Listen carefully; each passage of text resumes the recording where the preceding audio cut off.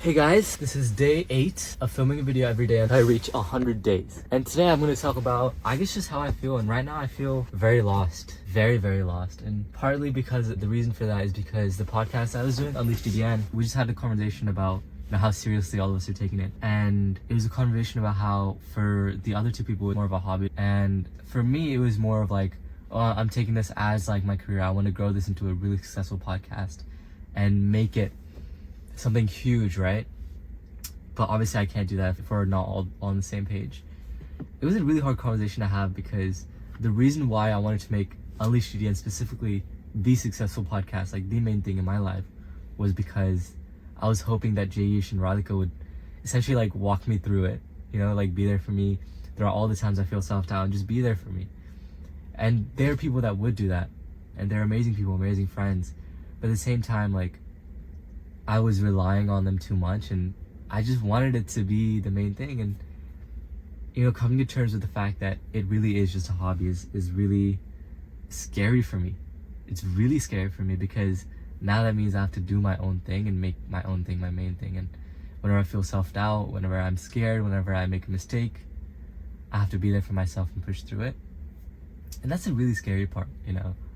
I feel like with entrepreneurship, when I took my gap semester a year ago, the scariest thing was that I didn't know how to be there for myself.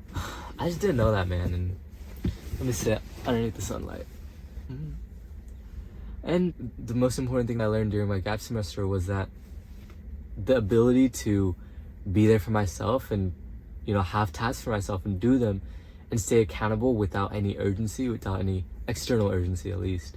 With school there's grades, with a job there's a boss, and you could lose your job, and there's very external consequences. But the consequence for not going on a run today morning is that I break my promise. And when I was younger and like 2 years ago, that breaking of promise that I made to myself didn't mean anything. In fact, I took entrepreneurship and do-say ratio, where the ratio between what you say you'll do and what you actually do is the amount of value you give to your promises, the amount of value you give to yourself and your word. And essentially he said that if you don't value your word, then how are other people going to value your word? And it had a huge impact on me anyway. But what I'm saying is that I learned how to be accountable for myself, how I can be accountable to myself without any external consequences. And having to relearn that is really scary. Having to relearn the fact that I'll have to just do something like maybe real estate by myself and just be accountable with it by myself. It's really scary.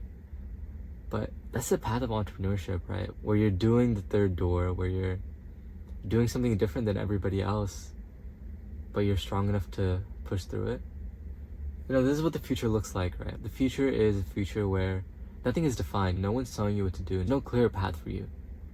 While everyone is going on the highway where it's well paved, a lot of people have gone through it before. That's where you get the CS job, the marketing job, sales job, whatever. Something that is well known is a well paved highway. I want to be the person who goes off the highway onto the dirt road and is experiencing this whole new life and is making a path for other people. I want to be Lewis and Clark. And I'm sure Lewis and Clark felt this way too when they were exploring the Louisiana Purchase and they didn't know how to map everything out. It's scary, it is, but this is what I chose, man. This is what I chose. See you tomorrow.